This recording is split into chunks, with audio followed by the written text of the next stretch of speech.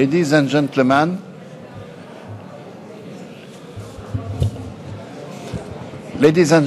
good morning and welcome to this day number 4 of the Congress. And we start this morning by the plenary session with 4 speakers. The last speaker will arrive during the session. Then we will have the presentation per country. Then we will have the roundtable. And then there will be lunch.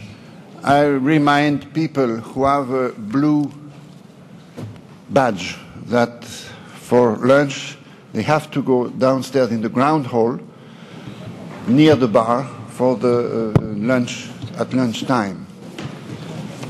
Today is a special day in terms of workshops. You saw on the agenda that this afternoon there will be 2 sessions of workshop. The first session will be from 2:30 to 4:30, and the second session will be from 5 to 7 p.m. So you have a wide range of workshops. Most of them are very technical, and some of them are dealing with issues which are very sensitive, which we call sounding the alarm, because juvenile justice in some places can be a very difficult situation which is not only technical. There are things which are unacceptable, unadmissible. So these workshops, sounding the alarm, will be to raise awareness about some situations which are not acceptable. So this morning we have this plenary session, and it will be Mr. Atilio Alvarez will be the president of the session. And Mr. Alvarez, I would like to say something, because we have been working with Mr. Alvarez during about 15 years with Terre des Hommes, until now, about 15 years, and he has been a very, very competent, reliable, and excellent support for the program on juvenile justice. So, no, I want to publicly thank you for this support. You have the floor.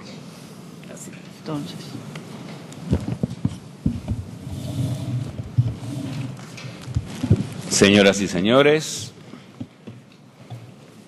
amigos de años, tengo el deber de agradecer a la organización la distinción que realizan encomendándome la presidencia de esta sesión del día jueves, en la que seguiremos profundizando la temática de este Congreso después de haber sido motivados en la sesión inaugural y de haber ahondado conceptos fundamentales en torno a los derechos de los niños en 2 arduas sesiones académicas anteriores.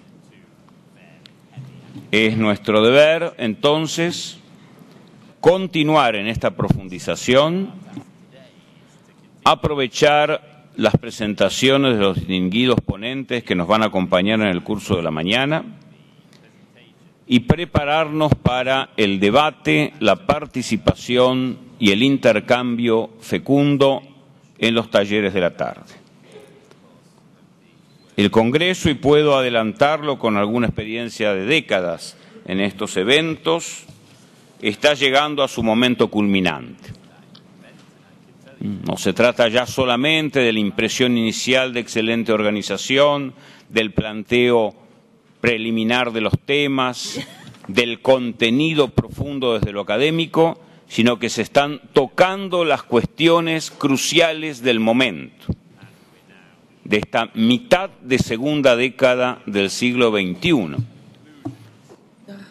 que, vuelvo a decir, es fundamental en cuanto a la orientación que tomará la conciencia ética universal respecto del derecho de nuestros niños. Es por ello que los invito a reflexionar profundamente sobre las 4 presentaciones que inaugurarán el trabajo de esta mañana. En primer lugar, vamos a recibir la presentación desde Nueva Zelanda del continente nuevo, pero aquel que ha dado pasos importantísimos en la transformación del modelo de justicia, continente pionero en materia de justicia restaurativa. Y entonces, con todo gusto, recibimos al señor juez Andrew Beecroft, juez principal de la Corte de Justicia de Juvenil de Nueva Zelanda, a quien le pedimos que nos acompañe para comenzar su presentación. Muchísimas gracias, señor.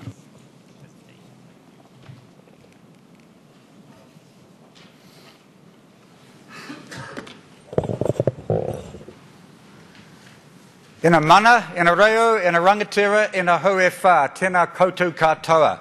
In the second official language of New Zealand, the Māori language, I recognise this place. I recognise the people, the language, the culture, and I acknowledge you all, literally from the four winds. Particularly, I acknowledge the organisers, and now's a chance to say, on behalf of the 7-member New Zealand designation, to Bernard and his team, Bernard, who's been something of the father of this Congress, thank you for your hospitality and generosity. What a privilege it is to be here in a Congress of 91 different countries. I've been the principal, the Chief Youth Court Judge of New Zealand for 14 years, and it is a wonderful job. I couldn't think of a more challenging, fulfilling and rewarding job, and all of you who are in youth justice will know something of that. I guess it sounds a bit naive, but I never wake up other than thinking what a great job that I've got. Working with young people is full of highs and lows, successes and failures, 4 steps forward, 3 steps back, but always with a sense of optimism that we can make a difference. And indeed, I was at a training session for judges a year or two ago, and the young youth worker looked us in the eye and said, you know, everybody involved with youth justice, even if you're a judge and whatever you have to do, one thing we have to be amongst all else is a merchant of hope. A merchant of hope. And those words hit me hard.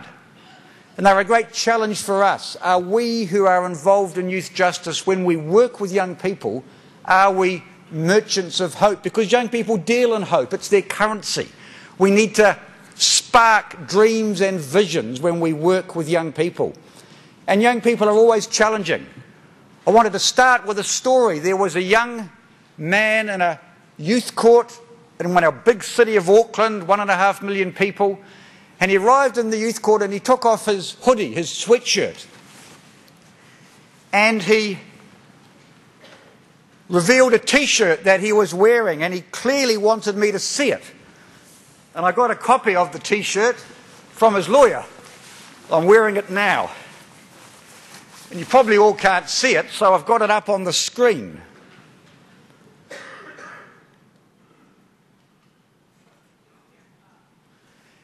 And that is what the T-shirt said. And he just stood there, looking at me with the shirt. Now, we know that working with young people is about encouraging participation. Our law in New Zealand says that we have to encourage participation at all stages. So somewhat hesitantly, I thought this might be a good way to start the hearing, to ask him about the T-shirt. And I said, that's an interesting T-shirt you're wearing. And he looked at me and said, all good. Then I said, well, isn't it a bit early to call yourself a criminal? I mean, you're 14, first time in the youth court, you haven't even admitted the charge yet. At this stage, his lawyer was waving in the background. And he smiled. And then I said, you know, I can't fault your theology. On the other side of heaven, I hope there will be perfect justice. But today in the Manukau Youth Court in Auckland, you're stuck with me. And he broke into a smile and he looked at me and said, well, boss, I hope you get it right. And that's a good strapline or banner headline, I guess, for what we're talking about today. Are we getting it right? Are we getting it right with young people and with families? And today I want to take a practical approach, and the first of our practical contributions for today, and to talk about the importance of the family, the absolute importance of family involvement in youth justice. And I've written a paper that's probably as long as War and Peace, but nothing like the quality, and that's available. And today I just want to provide a brief summary, and so you know, cover 5 points. If we're talking about family involvement, a key question is, what is a family? But we haven't got time to discuss that today. We might even come to blows about our definition of what is a family. For today's purposes, a family is as wide as it needs to be in the circumstances. I want to talk briefly about the importance for involving family. Why do we say involving families is important? What are the difficulties in involving families? Why do we find it so hard? I want to talk about a New Zealand approach for involving families that may have some challenge and some interest for you, and we offer it from New Zealand, where it's nearly 9:15 on Thursday night. So if I was in New Zealand, I would already have given my speech. We're 12 hours ahead. An offering from New Zealand and some concluding comments. And if I said anything by way of summary, it would be this, in terms of are we getting it right? Family involvement is crucial, it's fundamental, it's pivotal. We cannot avoid it. We must do all in our power. Use all our resources to mobilise family involvement, because we cannot be involved in responding to youth crime without involving the family. Virtually nothing is more important. We should try to keep as many young people out of court as possible. Charging in the youth court should be our absolute last resort. And we should mobilise the family to hold young people to account for their offending, using the family in the context of the community. And we should only bring a very small percentage of young offenders to court. The most serious ones, the most serious offences. And even then, can I say, there is a better way available to us than relying on judges to make decisions. A much better way is to delegate decision-making to the family, to the victim, to the community, to formulate a plan, to bring it back to the judge for approval and to monitoring. So with those introductory words, accepting a wide definition of the family, there are 3 crucial reasons for involving the family. One is the international conventions, which we hear today as signatories and believers in, demands it. So in that sense, there's no choice. And there's a strong relationship between family background and family risk factors and youth offending. In New Zealand, we talk about a young person's life being like the 4 legs of a chair.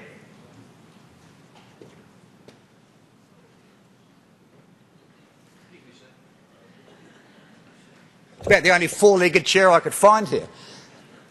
We talk about a young person's life consisting of 4 strong legs. When a young person's doing well and prospering, there's strength at home, school, friends, community. Home, school, friends, community. Maybe united with a sense of value, spirituality. But those 4 key legs of home, school, friends, community, when you think about it, all that we are doing is directed towards building strength in those areas. And we know the risk factors that associate with the family. And maybe the translators can briefly translate what I'm saying there.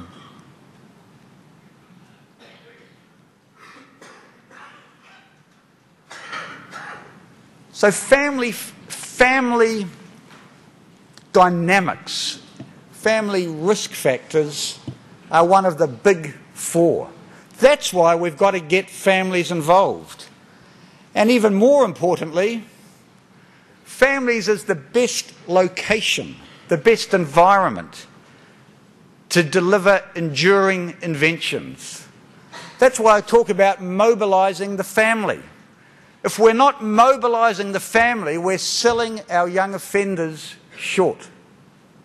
We're selling our youth justice system short. If today's practical, can I start with a controversial question? Should families also be involved in deciding, in helping to determine the appropriate response to a young person's offending? Should families help to ensure accountability and help to decide how to address the causes of offending? Do families know best? Because so much of what we do is delivering services to family and doing things to family, but not involving family in the very decisions of what we're going to do.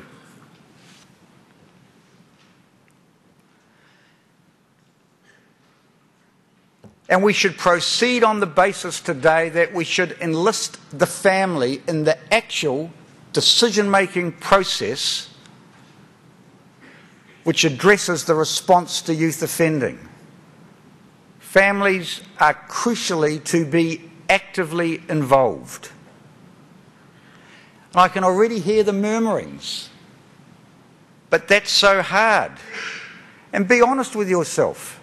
You will all be saying it's a good theory, but it's tough to involve families, especially of the serious offenders. Because most families of serious youth offenders are hard to reach. They operate on the margins. They're tough families. These families are fractured and disadvantaged. And I've even heard it said, there's little point in involving the families of repeat offenders, little point in actively enlisting their help, because actually they're the problem, not the solution. Hard work is required.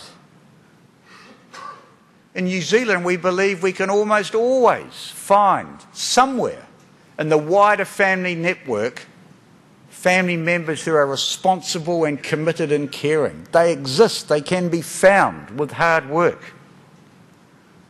But I call ourselves professionals. We often think we know best, and so easily we take over. We make the decision for the family and impose it on the family and deliver it to the family.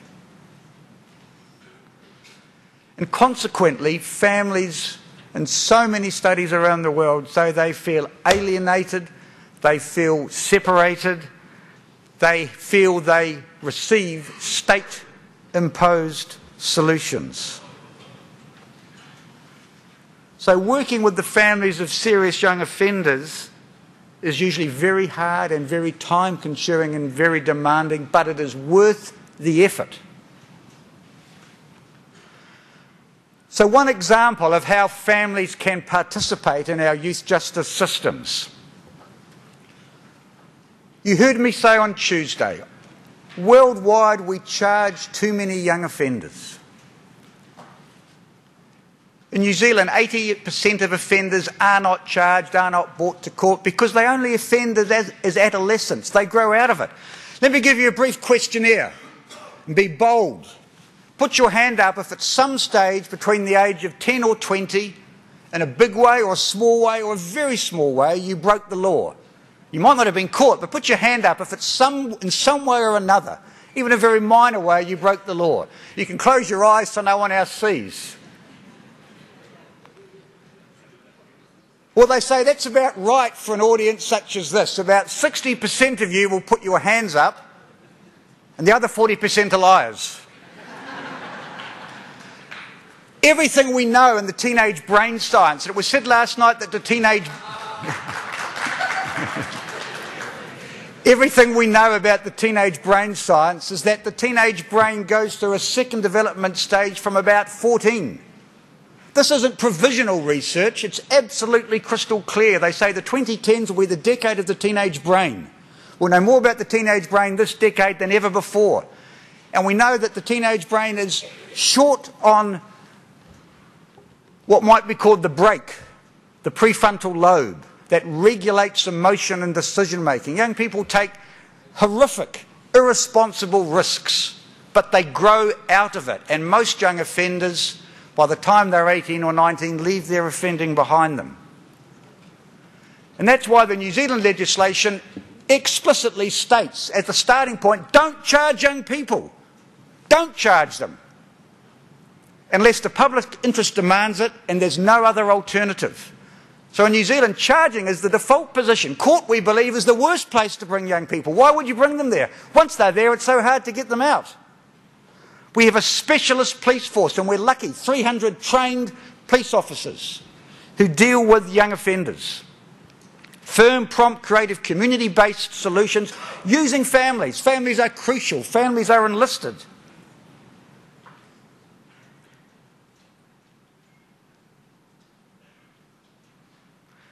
None of these offenders get a family group conference. That's where the New Zealand system's misunderstood. This is minor, moderate offending that young people will age out of. Police work with families in the community. There is no family group conference in New Zealand for these people. And can I suggest, if we're being challenging each other and being practical, we are obsessed with the court response worldwide, obsessed with court as being the place to put young offenders. Let's broaden our horizons and think about involving the family in the context of the community and working through most young offending without coming to court. That's what happened in New Zealand in 1989 when the legislation said don't charge. That is the best example of a legal, quiet revolution I know of. Look at the drop in young people coming to court. Overnight, a huge reduction. And you know what? 86% of these offenders don't offend again. 86% in New Zealand don't offend again. We could set a target at this conference. Little New Zealand from the bottom of the world with 4.6 million people, we could gently suggest, why not consider worldwide saying we want to aim for 80% of young offenders not coming to court, and we involve the family and the community and we keep court out of it. And for those young people who are very serious offenders, in New Zealand the 20%, we bring them to court. Where a family group conference is compulsory, so we use our family group conference for the most serious offenders. I heard people say last night, should we use the family group conference for the most serious offences? Are there examples of where this has happened? Well, colleagues, we can give you 200,000 examples where the family group conference has worked for aggravated robberies, for grievous assaults, even for sexual assaults. Everything but murder or manslaughter. And in New Zealand, if a young person appears in the youth court and doesn't deny the charge, he doesn't even have to admit it, then a family group conference is mandatory. It is compulsory. There is no choice. This is not a system for those who cooperate and consent. It is compulsory. There is no choice. The family group conference decides if the charge is admitted.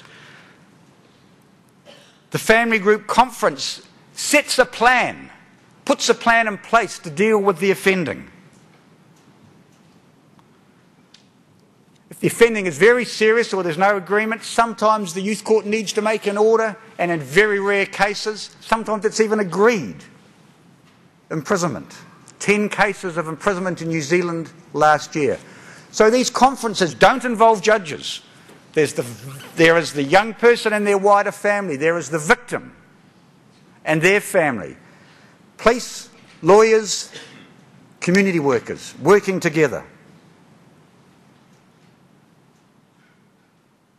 And you know there is a better way than relying on judges. There is a better way. And that's to delegate the decision-making to those who in the end know best for those who know the young people and the problem, and to leave it to the family and the community to come up with a plan and then to report back to the court, where the judge can approve it, modify it, monitor it. 2 recent books on New Zealand family group conferences, one hot off the press last year in December, a very helpful practical guidebook about how family group conferences work for serious offending. So a summary. We talk about the family group conference for this 20% of serious offenders. We have about a 50% success rate of no reoffending. And don't forget, that's 50% of the most serious 20%. We're heartened by the success rate. We can do better. We think it is overkill, that system, which is resource incentive, planning and preparation is required, to use the family group conference for minor offending, where no court appearance is required. It's talked about in New Zealand as a restorative system. Actually, it was born out of huge frustration that families were sidelined and excluded and muzzled. And from that frustration in 1989, a new system was born to put families at the forefront of decision making. It's conducted in a restorative way, and 89% of victims who attend say it's been a meaningful and helpful and positive experience. Huge victim approval for those who attend. It's not actually an indigenous Maori model, but it's consistent with Maori cultural approaches, and the Rangatahi Court, which Judge Taumanu is pioneering, a judicial leader in New Zealand, is for those who have been through the system, been to a family group conference, had the plan approved, and then it's monitored and supervised on the Māori marae. Responsible family members can always be found, even for the toughest of the tough families. And you know, this isn't a big, expensive overseas program. This depends on people, committed people, to run family group conferences, to prepare them and to get offenders and victims together. And I want to finish with the 2 minutes I've got left by telling you a story about a boy. Let's call him Hemi. He was 15, involved in an aggravated robbery with 3 other boys of a corner dairy, a shop. So often for minor cigarettes and money, $200 of money, he was the lookout man. If he was an adult, he'd be going to prison. He was a boy who no one thought amounted to much, from a tough family with a dad who was long gone and a mum and caught in tears. And a lot of work was done to put the family group conference in place. And 42 people attended. Wider family were found in other parts of New Zealand. They came to the conference. They were involved. The conference took 7 hours.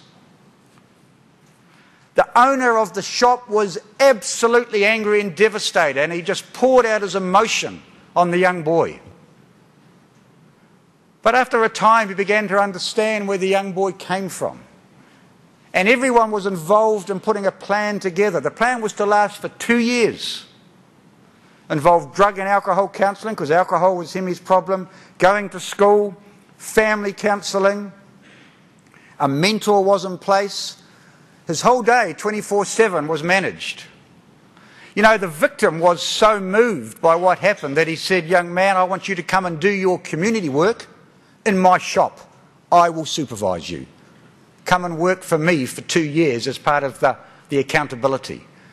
No one knew that Hemi actually had some real ability. And as part of the conference, the effect on him, he wrote a song. He wrote the song, he sang the song, he played the song, and he's allowed us to record the song, and he gave the song to the victim. And we're going to play the song now in conclusion. This is words from a 15-year-old who'd been lost to the education system, who people thought could offer nothing. Listen to the profound words of a 15-year-old boy and his family. Yo, I hear you got a newborn on the way. Congratulations. Yo, I'm sorry For all the pain that I caused, putting your family through something I could never have stopped. And now I'm staring at the stars, thinking, what have I done? Something stupid, of course, what was I thinking of? Looking for my mentality, but that was lost back in the days BC. I be pinned to a cross, but instead I'm writing this rhyme because you gave me a chance. So in the words that I write, you should know that they came from my heart. You opened my eyes, despising what I had done. Look above and find the strength to carry on, carry on. Yo, I'd just like to take a moment and dedicate this to Mr. Guitarra and his family. Yo, I hope you'll get this.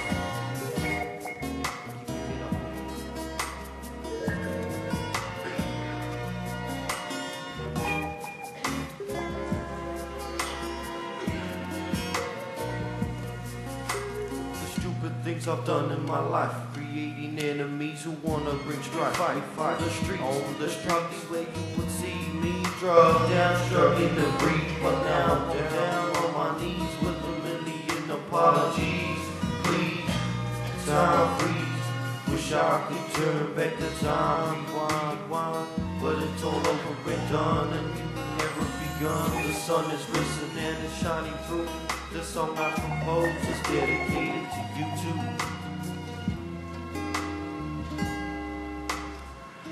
What profound words from a 15-year-old. And as we start our practical session today, let us say the sun is beginning to shine through. Let us end our intoxicated obsession with using court and charging. Let us end our reliance on judge-made decision-making, and let us put families and victims at the centre of what we do. That is our challenge, and nothing less will do. Thank you.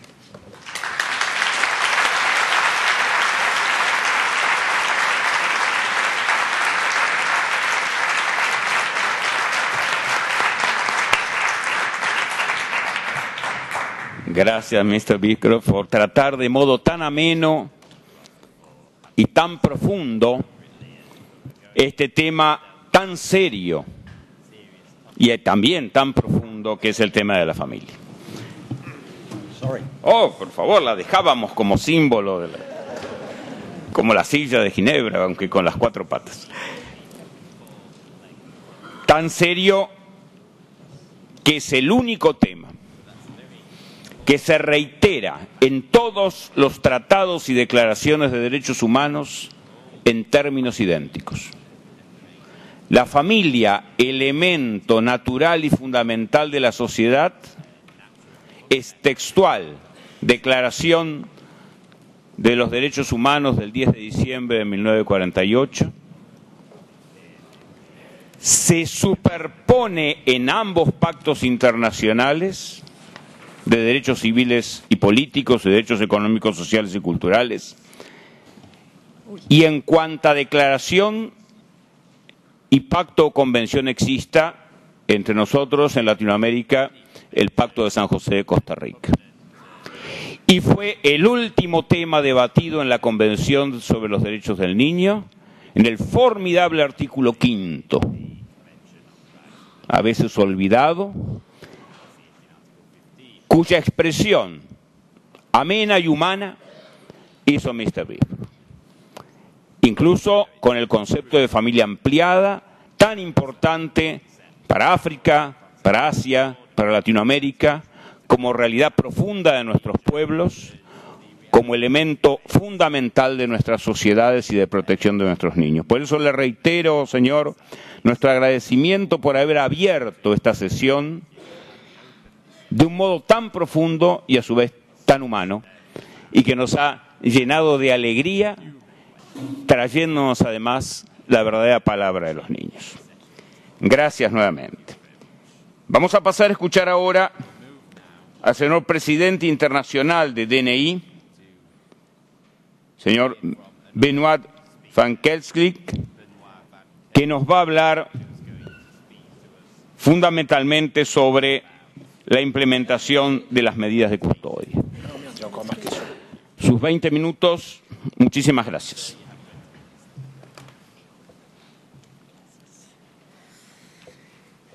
Muchas gracias, señor presidente.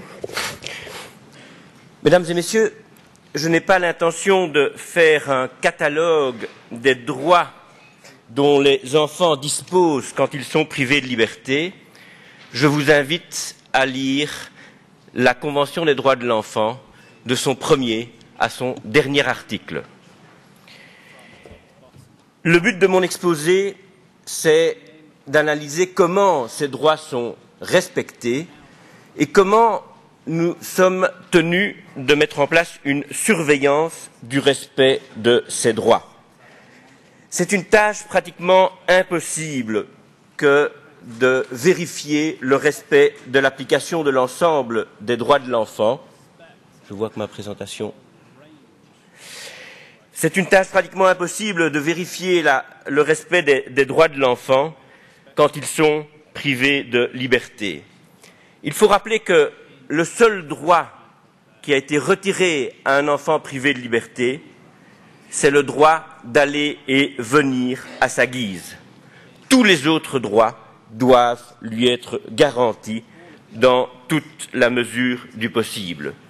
Et il est du devoir des États de respecter le contrôle strict du respect de ces droits.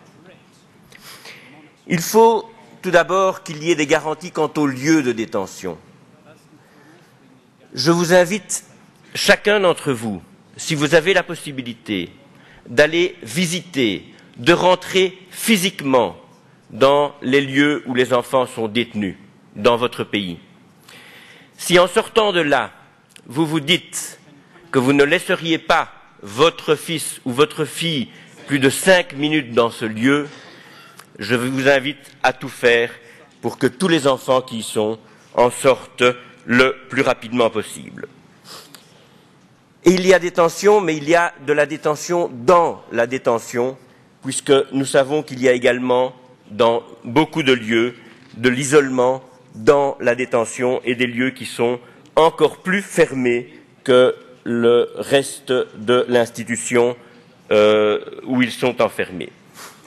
La majorité des enfants, et je tiens à l'affirmer de manière très claire et très forte ici, la majorité des enfants qui sont détenus dans le monde ne devraient pas être détenus. Ils ne constituent pas un danger pour la société.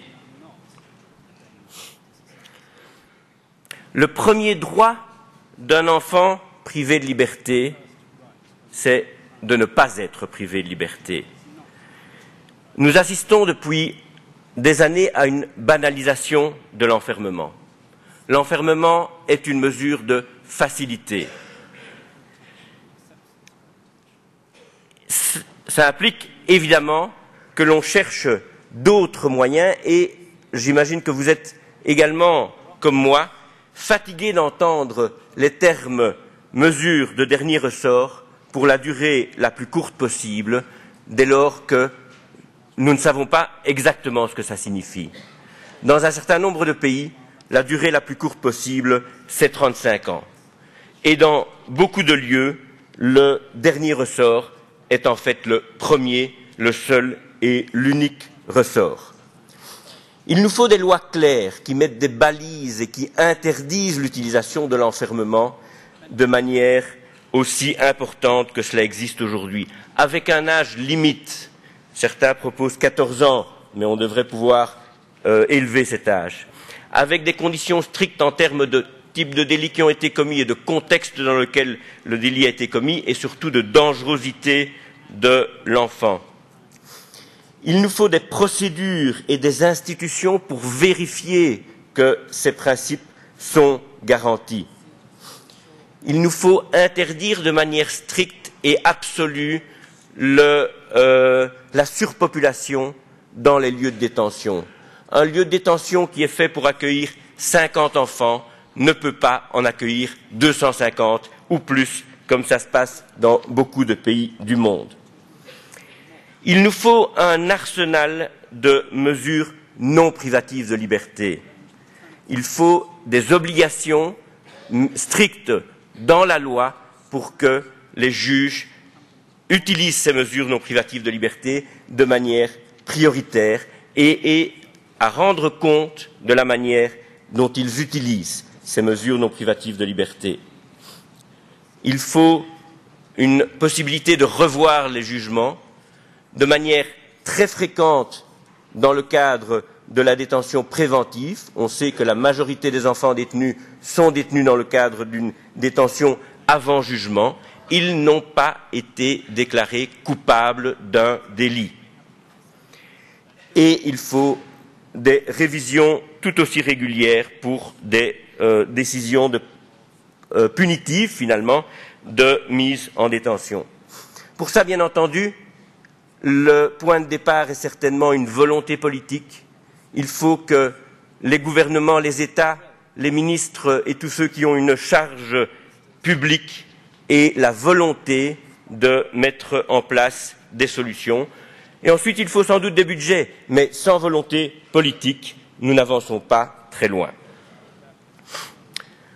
Alors, parmi les moyens qu'il devrait être mis en place pour garantir que la détention est utilisée réellement comme mesure de dernier ressort, je ne saurais trop insister sur le rôle crucial des avocats.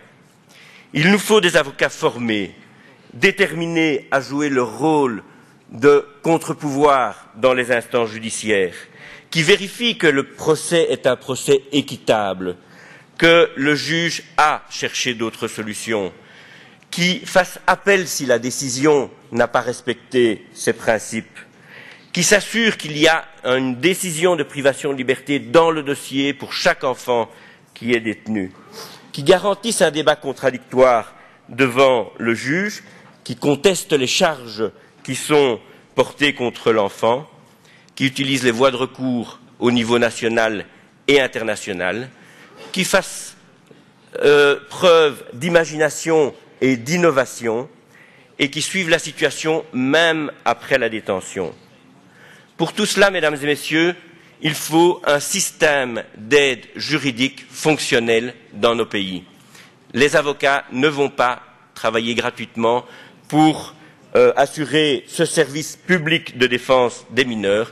C'est une obligation qui incombe aux États. Ensuite, il nous faut des mécanismes de contrôle au niveau national. Il est d'abord et avant tout dans la mission de l'État, du gouvernement, de s'assurer que les institutions où il place les enfants dans son pays soient des institutions qui garantissent un minimum de dignité de l'enfant. Nous savons que trop souvent, c'est le contraire. Il nous faut des institutions indépendantes qui assurent un contrôle au niveau national, des ombudsman, des institutions indépendantes des droits de l'homme, et il faut que ces institutions disposent des moyens de fonctionner. Il faut aussi que les autorités, comme je vous invitais il y a un instant à le faire, visitent régulièrement ces lieux, que les parlementaires aillent dans les lieux de détention, que les juges aillent visiter les mineurs qu'ils placent dans les lieux de détention, que la société puisse également voir ce qui s'y passe. Tant que ce sont des lieux à l'abri du regard et à l'abri de tout contrôle extérieur de la société, nous savons que ce qui s'y passe est dramatique. Il faut également des mécanismes au niveau national qui mettent en œuvre les principes de l'OPCAT, donc du protocole optionnel attaché à la Convention contre la torture, avec des mécanismes de prévention, de contrôle, des visites au niveau national. Et enfin, il faut des recours individuels accessibles aux enfants pour qu'ils puissent contester eux-mêmes les conditions de détention et le principe même de la détention. Ensuite, et c'est fondamental, il faut également, les mécanismes existent, mais il faut les ratifier, il faut les mettre en œuvre et les suivre. Il nous faut des mécanismes de monitoring au niveau international. De nombreuses conventions existent qui garantissent des droits, qui garantissent des mécanismes de contrôle. Les États se doivent de les ratifier. La Convention contre la torture, bien entendu la Convention des droits de l'enfant, La Convention contre la torture, je l'ai dit un instant, comprend un mécanisme optionnel de contrôle à travers le sous-comité de prévention de la torture, qui fait des visites des lieux de détention dans les pays qui ont ratifié ce mécanisme de contrôle. Il faut utiliser les voies de recours au niveau individuel devant les juridictions supranationales, la Cour européenne des droits de l'homme et d'autres juridictions régionales supranationales. Il faut ratifier et utiliser les mécanismes de recours individuel devant les comités des Nations Unies, bien sûr le comité des droits de l'enfant avec le 3e protocole additionnel à la Convention des droits de l'enfant, mais n'oubliez pas que les autres conventions des Nations Unies ont aussi des mécanismes de recours individuels du même ordre.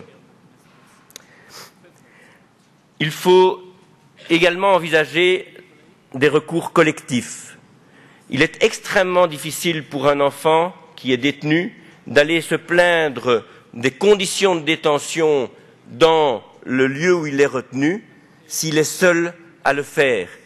Un enfant qui n'a pas à manger tous les jours, qui ne voit pratiquement aucun de ses droits de base respectés, qui n'a pas droit à l'éducation, qui n'a pas droit à des contacts avec sa famille, qui n'a pas droit à des soins de santé, s'il veut contester ces conditions de détention en disant « vous avez, vous, État, l'obligation de les respecter », il va avoir un mal extraordinaire à avoir accès à un tribunal.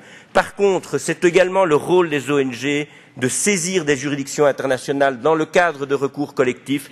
Ce sont des procédures qui existent, en tout cas régionalement, et qui doivent pouvoir également être utilisées. Et il existe encore de nombreux autres mécanismes au niveau des Nations Unies qui sont là, à notre disposition, pour pouvoir améliorer la situation. Les mandataires spéciaux, le groupe d'experts des Nations Unies sur la détention arbitraire, qui aurait fort à faire s'il était saisi par l'ensemble des situations où il y a effectivement une détention sans jugement ou qui ne respecte pas les procédures.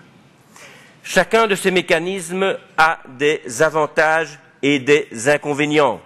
Le Comité des droits de l'enfant va examiner un rapport national tous les 5 ans. Entre-temps, il peut se passer beaucoup de violations des droits de l'enfant. Le sous-comité de prévention de la torture va faire des visites régulières, mais également espacées dans le temps. Entre-temps, la violation des droits de l'enfant continue. Si tous ces mécanismes ne sont pas employés en même temps, de manière coordonnée, avec une volonté concertée d'améliorer la situation, il est certain que les choses ne vont pas progresser de manière significative. Enfin, il faut des mécanismes de plainte dans les institutions de détention. L'ensemble des mécanismes de plainte sont décrits de manière extrêmement précise dans les lignes directrices de la Havane sur les mineurs privés de liberté, donc je ne vais pas m'étendre trop longtemps sur cette question. Mais ces mécanismes doivent être accessibles aux enfants. Ils doivent être pensés de manière à ce que les enfants puissent les utiliser. Sinon, c'est de nouveau de la poudre aux yeux. Il faut donc informer les enfants sur l'existence de ces mécanismes et sur la manière de les mobiliser. Il faut que ces mécanismes garantissent une protection à l'enfant qui s'est plaint pour qu'il ne fasse pas l'objet de menaces par la suite. Il faut que ces mécanismes soient effectifs, c'est-à-dire qu'ils débouchent sur un contrôle, une décision et une amélioration de la situation. Il faut qu'ils soient gratuits, une procédure souple et pas nécessairement écrite. Nombre d'enfants qui sont détenus sont analphabètes. Si on exige qu'ils fassent une lettre au directeur de l'institution où ils sont placés, nous savons qu'ils n'auront pas accès à ce mécanisme. Enfin, mesdames et messieurs, il n'y a pratiquement aucun lieu de privation de liberté dans aucun de nos États qui soit en mesure de garantir l'effectivité de l'ensemble des droits qui sont reconnus aux enfants. Au mieux, ces droits sont mal ou imparfaitement garantis. Au pire, ce sont des traitements inhumains ou dégradants, voire de la torture.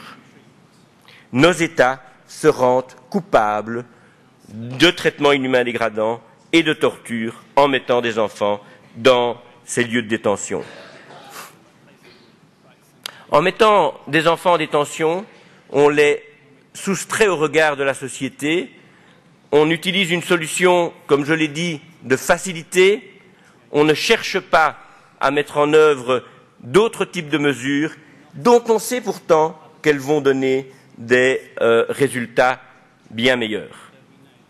Dès lors qu'il y a dans l'Assemblée de nombreux représentants de gouvernements, je vous implore de regarder le fonctionnement de vos institutions de retour dans votre pays et de vous poser la question de savoir s'il faut les maintenir. Dans la plupart des cas, la conclusion à laquelle vous devrez arriver, c'est de les fermer purement et simplement parce que vous faites pire que bien. Il faut que vos États également ratifient toutes ces conventions et ne se contentent pas de discours, mais nous attendons aujourd'hui des actes.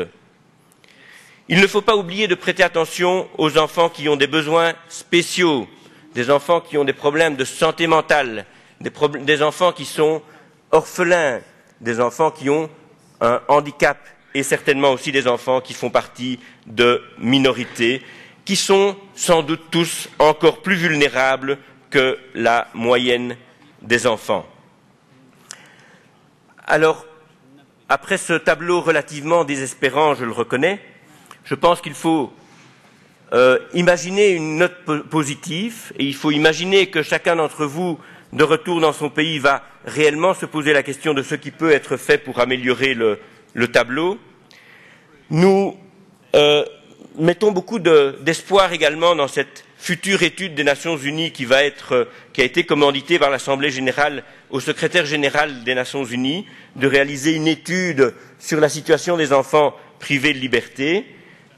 L'instance qui va être chargée de réaliser cette étude, et on espère qu'elle soit confiée à un expert indépendant de haut niveau, cette instance va devoir également analyser les conditions de détention et les moyens qui peuvent être mis en œuvre pour pouvoir réellement améliorer la situation.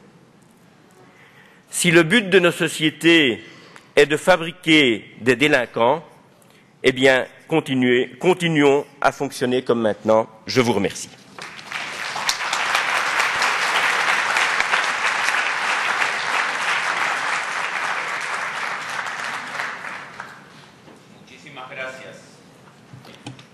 Muchísimas gracias por su exposición, que ha sido un verdadero inventario de dolores, pero que nos compromete a seguir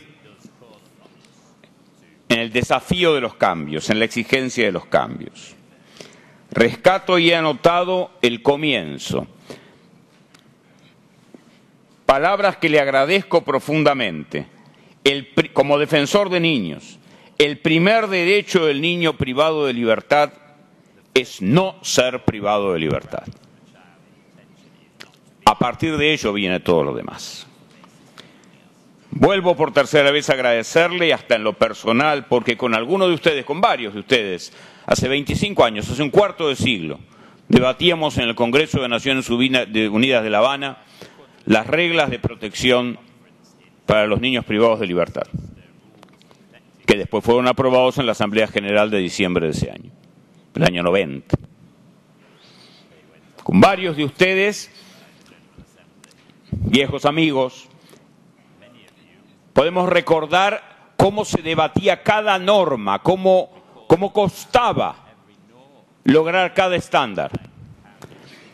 Como uno recordaba en la hermosa La Habana, esas pulseadas, ese juego de fuerza de alguna escena del Viejo y el Mar de Hemingway. Y cómo en la tarde de la vida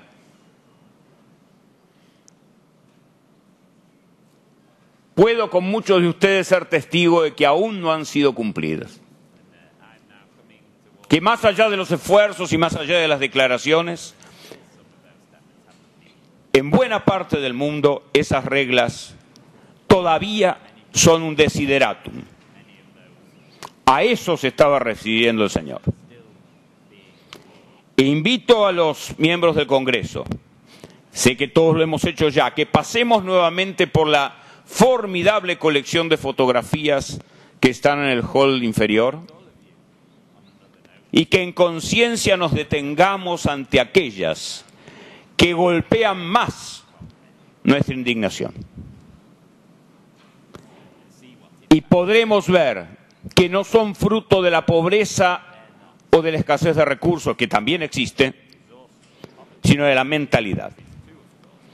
Tener a un niño privado de libertad, con traje a rayas, asociando la imagen caricaturesca del preso del siglo XIX, o uniformado como detenido peligroso, no es fruto de la pobreza, es fruto de una mentalidad contraria a la Convención de los Derechos del Niño. Por eso, señor presidente internacional de DNI, le agradezco en nombre de los niños la crudeza de su exposición. Muchísimas gracias y un nuevo aplauso para él.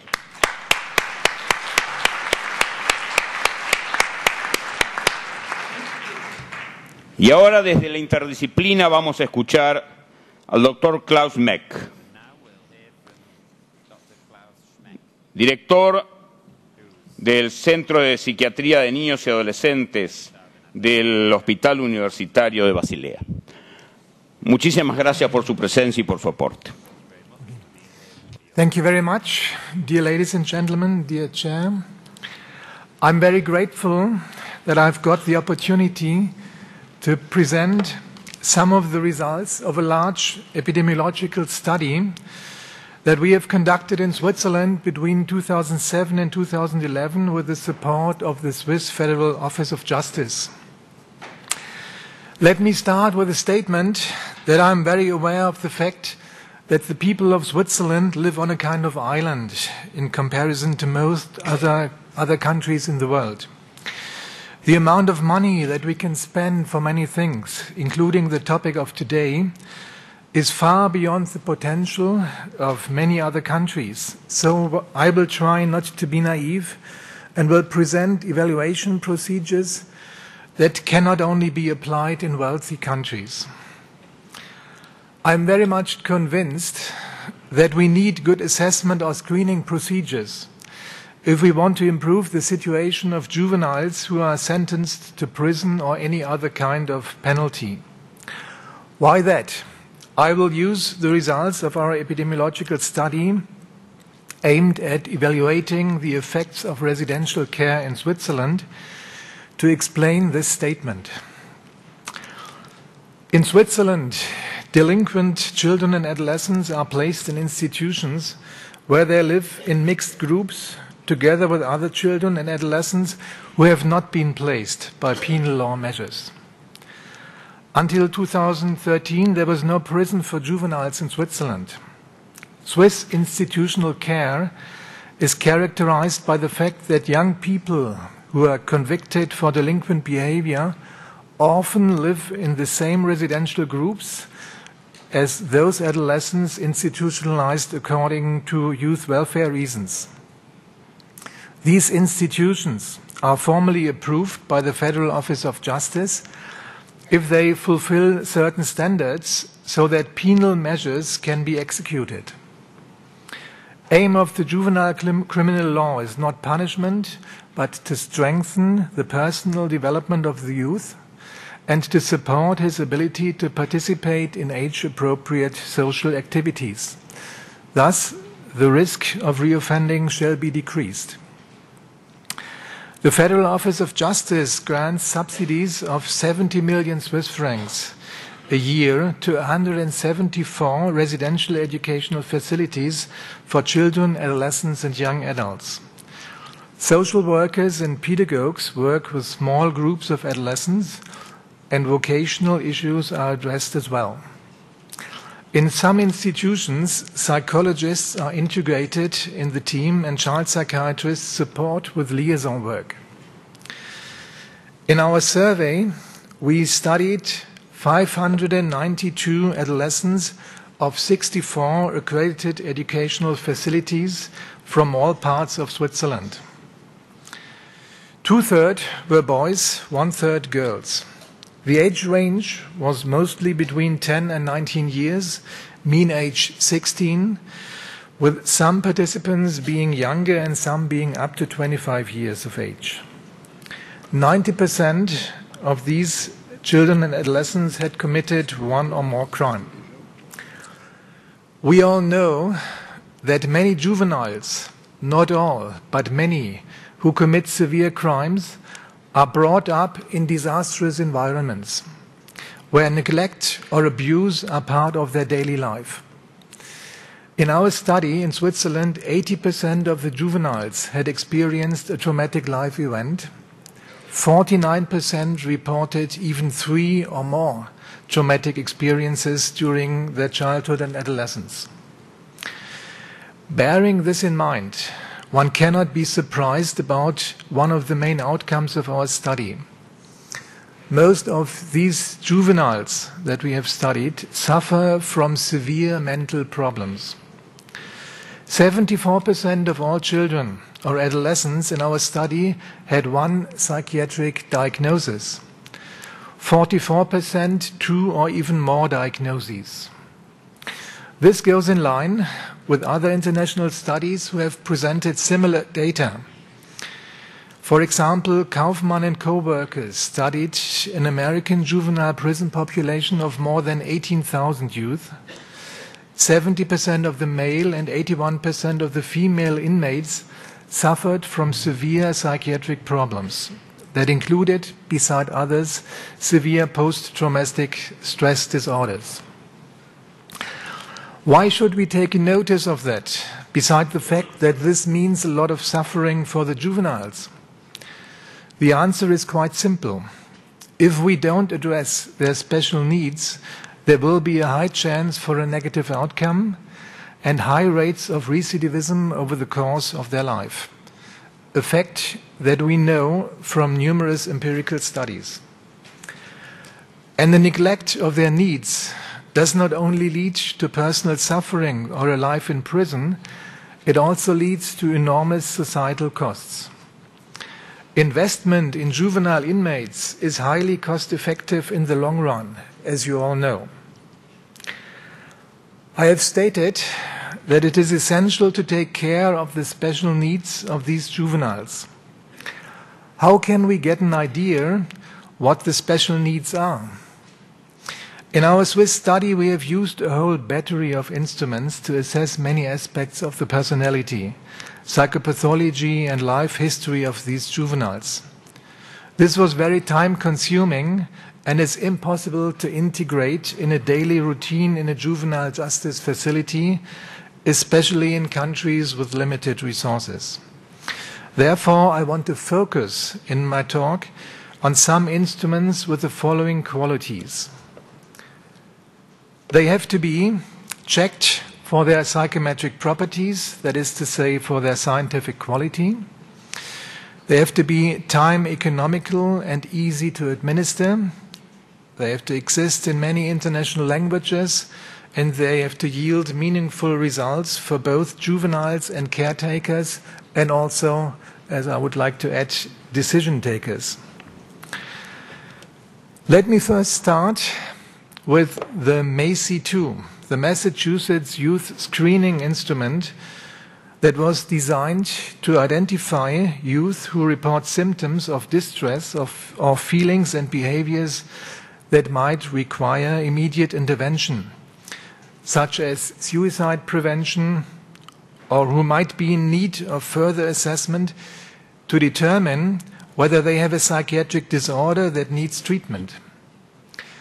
The MACI-2 is not a diagnostic instrument. Instead, it serves as a screening tool for decisions about the possible need for immediate intervention at an early time when little other information about the youth is available. It requires less than 10 minutes to administer and can be used as a self-report given to the juvenile.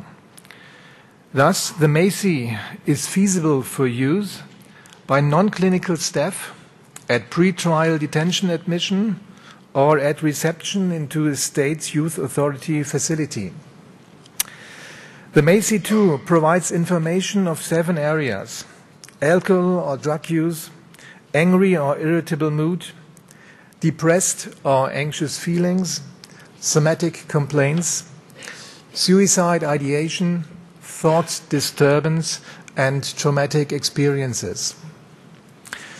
This easy-to-administer instrument is able to detect the prevalence of psychiatric problems more efficiently than longer questionnaires or interviews.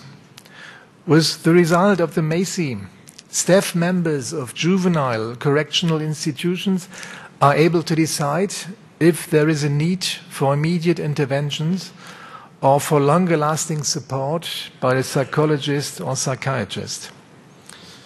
Okay? Okay. There's another screening instrument that we have used in our study, the Child Behavior Checklist, CBCL. The CBCL is a truly international instrument that exists in more than 100 languages. With 118 items, this questionnaire is able to identify problem areas like being withdrawn or anxious depressed, having somatic complaints or social problems, thought problems, attention problems, delinquent behavior or aggressive behavior. The Child Behavior Checklist can be used in different age groups across the lifespan and is, from an international perspective, the most widely used questionnaire worldwide in mental health services, schools, medical settings, child and family services, or public health agencies. Its use is supported by extensive research on service needs and outcomes, prevalence of problems, medical conditions, or treatment efficacy. In our study, we have used the CBCL for 2 reasons. First, to identify mental health problems, and second, to identify improvements of juveniles during their stay. Just to give you an idea, here you can see the scores of the norm population, the gray bars, and the scores of our population that we have studied. As I've already said, 74% had one psychiatric diagnosis. 76% of the juveniles that we have studied had a psychopathology score above the 85th percentile, and 32% had a psychopathology score above the 98th percentile. So these are really very disturbed juveniles. Let me come to another point.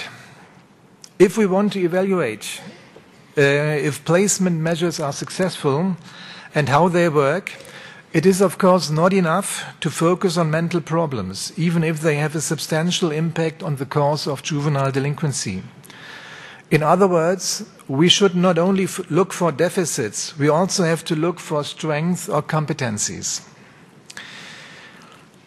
If we want to focus on social competencies, we have to use a different scientific approach that is called goal attainment scaling. Such a scaling is developed in a mutual process between adolescent and caretaker who discuss, on the background of the juvenile's delinquent behavior, about strengths and problems of the juvenile. As a result of this discussion, they define certain areas of behavior that are of high relevance for this special adolescent to reach the goal of becoming a person with a mature personality who stays away from criminal activities. Goal attainment scaling is an easy to administer and economical evaluation technique that can be used to track multiple goals.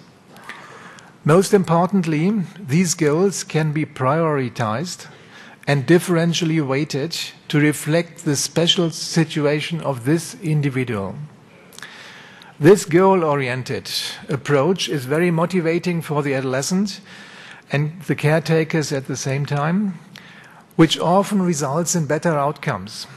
In our Swiss study, the goal attainment scaling was the most attractive assessment procedure for both juveniles and staff. For us, it was the best instrument to demonstrate the effectiveness of the educational and therapeutic work that was done in the 64 institutions of our study. As you can see here, over a course of 1 year, you see what happened in these different areas like ability to communicate or conflict management or others. The red bars are those who got worse in this area. The blue bars, those juveniles who stayed very much the same. And the green bars, those who have become better in these areas, in these competencies. As you can see, there are results that show an improvement, and these results are even better than in other international studies. But of course, you can see at one glimpse that we have a long way to go until we really are successful to support or to help most of these adolescents. I can assure you that in other studies, the results are much worse. So, a lot of work to do for all of us.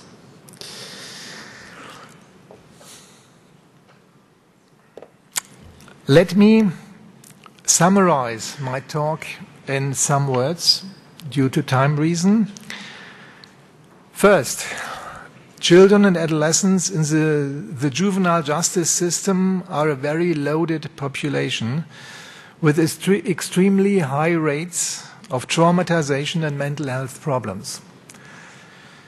Therefore, they have special needs that are not adequately addressed if we only look at the troubles that we have with these youngsters instead of taking serious the problems they have. Third, there are screening instruments that can easily be used to assess mental health problems of these juveniles, and I strongly recommend to use them. Goal attainment scaling can be used as an economical evaluation technique and enables assessment of outcome. And it's very important to assess it because in our subjective judgment, we are always better than we are in our objective measures. Fifth, a thorough evaluation of placement measures helps juvenile justice officials to decide which measures have the highest chance for a successful outcome. Because we have to differentiate, we can't say each size fits all. So we have to really target the measures that we place on these juvenile delinquents so that they are the most effective in the long run. Therefore, we need evaluation, and I really strongly recommend that you have a look on the background, on the history of traumatization, and on the actual or the current mental health problems of these adolescents, because otherwise we will not be able to really support them. Thank you very much for your attention.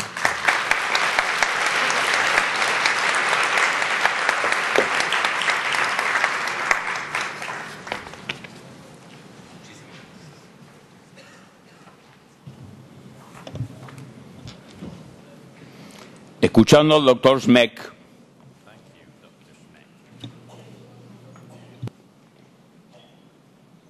bienvenido, advertía cómo la interdisciplina no implica la pérdida del objeto formal de cada ciencia que confluye en torno al objeto central de la actividad. Y cómo cada ciencia tiene que tener el rigor formal propio y aparte la seriedad de los estudios, tal como hemos tenido desde el Hospital de Basilea frente a nosotros. Ojalá que en un próximo congreso o en múltiples ocasiones todos los países pudiéramos tener este tipo de instrumento de análisis que nos lleva a profundizar la posibilidad de respuesta. Recibimos con mucha expectativa a Madame Catherine Sultan, directora de Protección de Jóvenes del Ministerio de Justicia de Francia. Madame, todo suyo el micrófono. Acompáñenos en el amor. Merci, merci beaucoup et bonjour, bonjour à tous.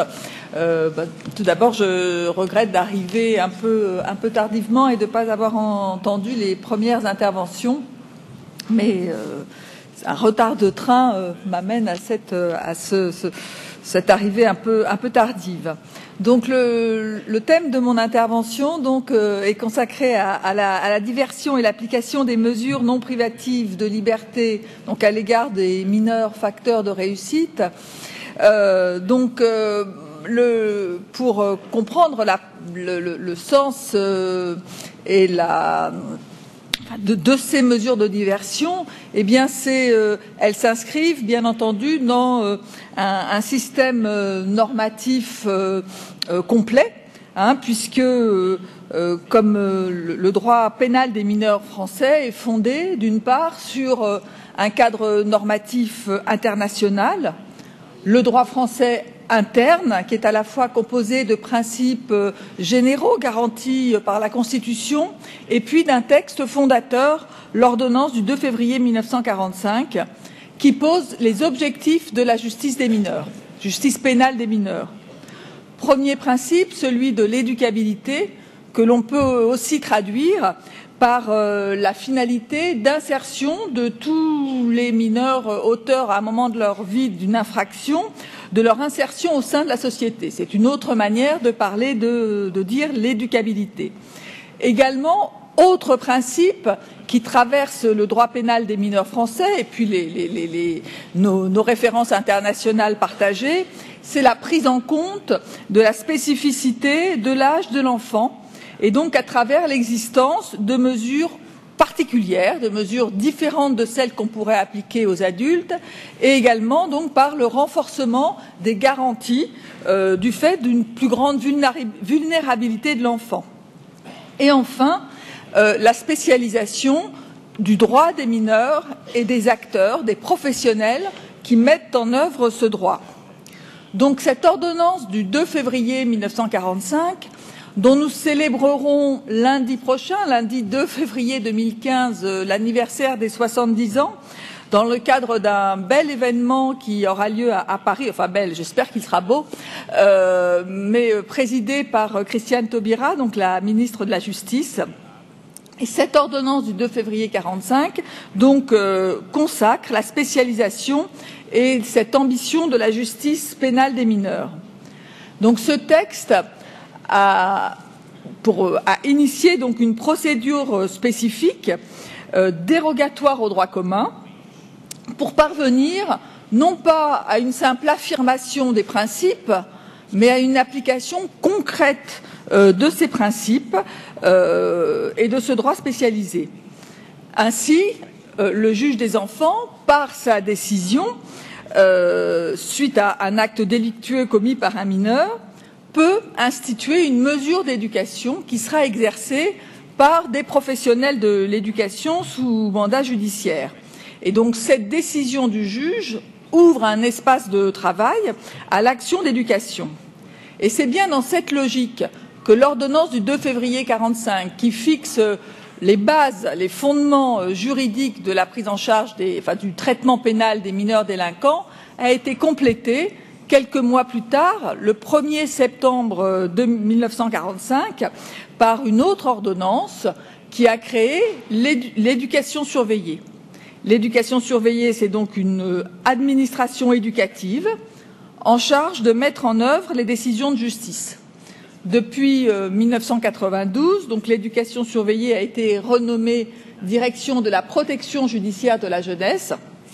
Et c'est donc cette administration que j'ai la responsabilité et l'honneur de diriger aujourd'hui. Donc la mission de cette administration de la protection judiciaire de la jeunesse, c'est de traduire, à travers des pratiques éducatives, de concrétiser ce principe affirmé par la loi de la priorité éducative. Alors elle y parvient par le biais de ces mesures, comme je le disais plus haut, distinctes par nature de celles qui sont appliquées, des mesures répressives, et à même de répondre à un acte délictueux pour atteindre cette vocation du droit des mineurs. Donc sur la base d'une complémentarité entre un cadre posé par la loi et une administration qui est composée essentiellement d'éducateurs, d'assistants de services sociaux, de psychologues, de professeurs techniques, eh bien, la direction de la protection judiciaire a la responsabilité de conduire une politique publique. C'est-à-dire, je pense qu'on ne peut comprendre la mission d'insertion de la protection judiciaire de la jeunesse qu'en ayant cette idée assez ouverte de sa mission, qui est à la fois mettre en œuvre des mesures de justice pour les mineurs, mais également inscrire les jeunes dans des politiques publiques de la jeunesse plus largement. Alors, 2 vecteurs de réussite peuvent être dégagés pour guider cette ambition. Et c'est les 2 points de mon intervention. Tout d'abord, une réponse individualisée pour s'adapter à l'évolution et au parcours du mineur et à la diversité des profils. 2e point, une réponse inscrite dans les ressources de la société. Alors tout d'abord, organiser l'individualisation de la prise en charge. Nous savons que l'acte délinquant commis par un mineur requiert une réponse de la société, c'est la mission qui nous est confiée, mais le principe de la priorité éducative nous pousse à partir de cette transgression actée, prise en compte, il est important de construire la réponse institutionnelle en s'attachant à la personne de l'enfant, de l'adolescent, auteur de cet acte. Puisque nous savons que derrière un acte délictueux peuvent se dégager des personnalités très différentes.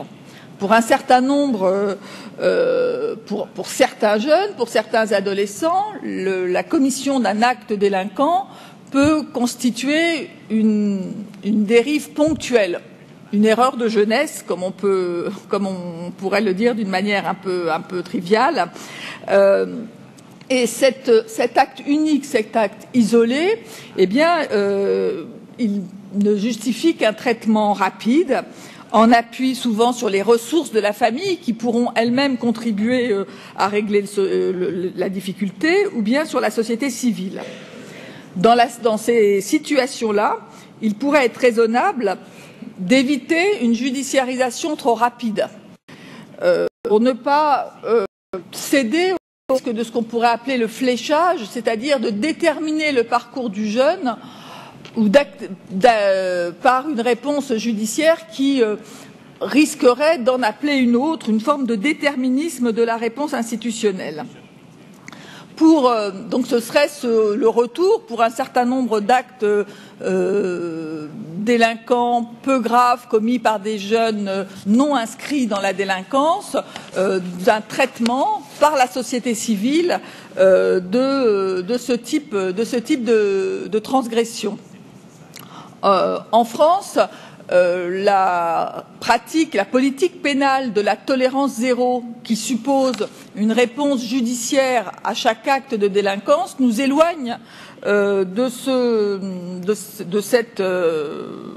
cette perspective et qui est pourtant reconnue. Je veux dire reconnue, ouvrir une place plus grande à la société civile et favoriser la justice restauratrice en permettant à l'institution judiciaire de se consacrer aux affaires les plus graves qui justifient absolument son intervention, c'est à la fois une orientation qui fait consensus et c'est aussi une orientation pour laquelle la France n'est pas encore mûre, puisque de fait la judiciarisation reste même avec des réponses diversifiées et pas forcément répressives, loin de là, mais c'est encore un chantier à poursuivre. Alors si pour certains jeunes, l'infraction est révélatrice d'une dérive unique et isolée dans son parcours, pour d'autres, la gravité des faits ou la complexité de la situation rend incontournable l'intervention judiciaire, donc l'intervention de cette justice spécialisée. Je pense à des transgressions adolescentes dans une phase de crise, soit sérieuse mais qui peut être aussi passagère, des tensions familiales qui imposent une intervention extérieure, des fragilités psychologiques, l'influence du quartier, des pairs, la forte récidive. Donc dans ces situations-là, où les magistrats de la jeunesse interviennent, où la direction de la protection judiciaire de la jeunesse a également son rôle à jouer, le rôle de la direction de la protection judiciaire de la jeunesse et surtout des services qui exercent ces missions sur l'ensemble du territoire, c'est d'abord d'offrir aux magistrats une analyse fine et pluridisciplinaire de cette situation pour pouvoir s'inscrire dès le départ dans une perspective d'insertion, comme je le disais plus haut, et donc de construire un parcours. Dans un second temps, pour répondre à ces réalités individuelles différentes, il est important que l'on puisse disposer d'un panel de réponses, d'une diversité de réponses pour pouvoir s'adapter à chaque cas et également aux évolutions d'un même jeune. Donc dans ce panel, on peut citer donc la mesure de réparation qui est très investie aujourd'hui, je pense dans de nombreux pays, puisque la notion de responsabilisation vient accompagner le souci d'éducation et le souci de transmission avec le jeune. Il y a également, donc bien entendu, les mesures de milieu ouvert, les mesures d'accueil de jour et les mesures de placement dans des structures extrêmement diverses qui vont de placements familiaux individualisés, d'accueil dans des foyers plus traditionnels, de séjours de rupture avec des expériences un peu exceptionnelles partagées entre des jeunes et des éducateurs, ou bien des centres éducatifs fermés réservés aux situations les plus graves. Pour certains de ces mineurs, le recours à l'emprisonnement est incontournable, mais pour cela, justement, il est nécessaire de disposer de cette diversité de réponses, de ce panel de réponses pour penser l'après-détention et la sortie et s'inscrire également dans une perspective d'éducation. Alors, garantir une palette de réponses n'est pas suffisant. Encore faut-il, et c'est vraiment cette priorité que j'essaye de défendre et de porter à la direction de la protection judiciaire de la jeunesse, encore faut-il pouvoir avoir recours à ces réponses diversifiées d'une manière souple et évolutive. On peut imaginer, dans le parcours d'un mineur confié à la justice, des phases d'apaisement, des phases plus compliquées, ou bien une progression, et la nécessité de passer d'un type de prise en charge, en milieu ouvert par exemple, à une séquence de placement, et dans le cadre du placement, éventuellement, de pouvoir disposer d'un accueil dans un lieu différent en fonction du moment. Cette souplesse et cette adaptabilité, c'est ce qu'on essaye de développer par certaines expériences, et je citerai ce que nous appelons une expérimentation qui maintenant a dépassé le stade de l'expérimentation, qui est le dispositif de placement intégré, qui permet, dans le cadre d'une même mesure, de pouvoir, en accord avec le magistrat, s'adapter et proposer des solutions différentes, des solutions d'accueil différentes pour un même jeune, en fonction des étapes de sa vie. Donc cette ambition, diversité, souplesse, est complexe à atteindre. C'est vraiment une ambition, c'est un projet, c'est un objectif, mais ça nécessite une organisation très pensée au niveau de chaque territoire, puisque il faut que dans chaque territoire, on puisse disposer de cette diversité, et puis en travaillant, en coordonnant l'ensemble des moyens qui existent sur ce territoire, que ce soit les services du secteur public ou ceux du secteur associatif habilité, puisque à la protection judiciaire de la jeunesse, nos missions sont exercées dans la complémentarité entre le secteur public et un secteur associatif fort. Donc, première exigence, une capacité à individualiser. Une seconde exigence, c'était le deuxième point de mon intervention, une réponse inscrite donc dans les ressources de la société. Nous savons que ces enfants et adolescents confrontés donc à un moment de leur vie à la justice des mineurs devront trouver leur place dans la société commune. Cette perspective d'insertion est bien la responsabilité qui est confiée aux juges et aux éducateurs. L'intervention de la justice doit rester dans la mesure du possible, le plus court possible, puisque elle est par définition, elle doit rester exceptionnelle, car elle porte atteinte aux libertés individuelles. De manière plus pragmatique, notre administration, notre petite administration de la protection judiciaire de la jeunesse, ne dispose pas en son sein de l'ensemble des ressources utiles pour préparer l'insertion durable des jeunes. Donc, il faut rappeler, et il faut surtout agir dans ce sens, que les mineurs sous main de justice, selon une expression, enfin l'expression réglementaire, relèvent aussi de l'éducation nationale pour leur scolarité, pour leur formation, qu'ils ont aussi des besoins de santé, qu'ils ont droit à la culture, qu'ils ont droit au sport, par exemple, pour devenir citoyens, et que certains d'entre eux doivent aussi être pris en charge par la protection de l'enfance d'une manière concomitante. Il est donc nécessaire, et c'est là que le rôle d'animateur de politique publique de la protection judiciaire de la jeunesse se manifeste, il est nécessaire donc de coordonner l'ensemble de ces actions pour que, d'une part, ces adolescents puissent être accueillis dans ces autres structures et que les différentes administrations apprennent à s'organiser en fonction des besoins d'un jeune. Donc, dans la note d'orientation nationale de la protection judiciaire de la jeunesse, qui a été signée le 30 septembre 2014, donc qui est encore récente, nous avons institué ce que l'on appelle le milieu ouvert socle, c'est-à-dire une mesure de milieu ouvert qui doit être systématisée, c'est-à-dire que tout jeune confié à la justice doit être suivi par un éducateur, par une équipe éducative de milieu ouvert, dont le rôle est, au-delà du suivi individuel, d'assurer cette cohérence du parcours du jeune à travers les différentes institutions.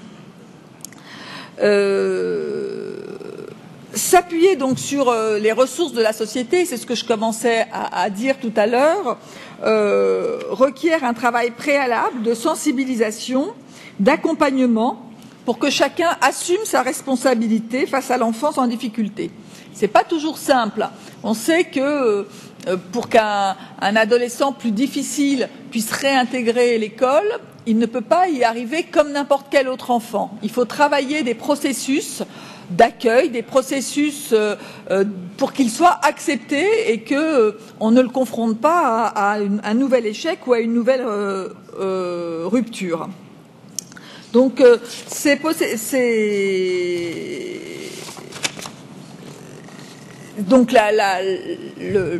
ménager l'accueil par l'ensemble des institutions consacrées à la jeunesse des jeunes les plus difficiles, c'est aussi ce que nous devons, ce que l'administration que je représente doit engager au quotidien. Donc il y a à la fois un investissement sur ce qu'on fait au sein de la protection judiciaire de la jeunesse, mais aussi comment travailler avec l'ensemble des partenaires. Quelques mots de conclusion de mon intervention. Vous savez que nous vivons en ce moment en France une période de crise exceptionnelle. La violence des assassinats terroristes du début du mois de janvier, ces attaques contre les fondements profonds de la société ou des sociétés démocratiques mettent à jour pour l'ensemble de la société l'existence de ruptures en son sein. Les professionnels de la justice des mineurs, du social, connaissent ces ruptures. Aujourd'hui, elles s'imposent à l'ensemble de la société. Nous ne pouvons en négliger l'ampleur et je pense que nous savons que ça nous oblige encore plus face à cette situation à jouer notre rôle d'éviter les ruptures, d'éviter l'isolement, de construire ces passerelles entre les générations où qu'elles vivent et quelle que soit leur histoire. Donc dans ce défi et cette obligation qui est face à nous, la justice des mineurs, civile comme pénale, c'est-à-dire celle qui s'occupe de la protection de l'enfance comme celle qui s'occupe du traitement de la délinquance juvénile, est en première ligne. Les adolescents qui nous sont confiés, nous le savons, sont les plus vulnérables à cette rupture, à cet isolement, à l'emprise que nous voyons se diffuser. Notre mission est donc de les accompagner, de leur transmettre des valeurs sociales et de contribuer à leur insertion, et qui seront les leviers pour faire société commune. Et c'est ça l'enjeu qui est aujourd'hui face à nous. Je vous remercie de votre écoute.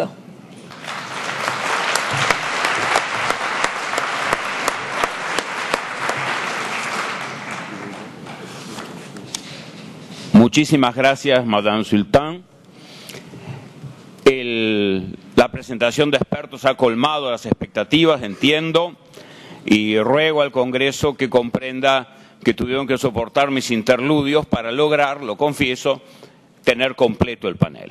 Quiero felicitar a quien organizó este panel, en primer lugar, porque fíjense ustedes que hay 4 perspectivas perfectamente distintas y confluyentes sobre un mismo sujeto. Juez, funcionaria del Poder Ejecutivo Administrativo, psiquiatra sobre lo particular y concreto y directivo de una ONG de derechos humanos sobre lo general. 4 puntos con un mismo objetivo. Y permítanme terminar como única síntesis con 2 frases de 2 de los expertos, podría citar muchas más. Mr. Beecroft, con el entusiasmo que contagian los niños, nos dijo al empezar: somos vendedores de esperanza. Y el doctor Schmeck, con la sencillez y la humildad de todo científico en serio, dijo, como al pasar, pero con la tremenda profundidad de esas palabras: todavía nos queda mucho trabajo que hacer. Las 2 frases son flechas lanzadas a cada uno de nuestros corazones. Muchísimas gracias.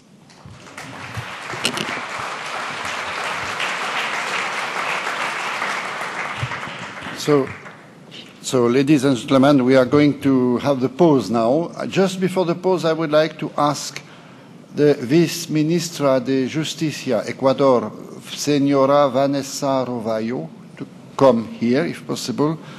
Mrs. Linda Dubelman from Netherlands, and Monsieur Mam Ngor Ndiouf du Sénégal, qui sont intervenants dans la session qui suit.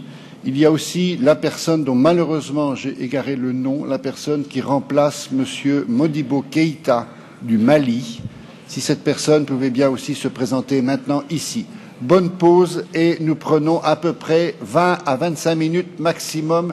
Dès que la cloche sonnera, s'il vous plaît, veuillez rejoindre cette salle. Merci.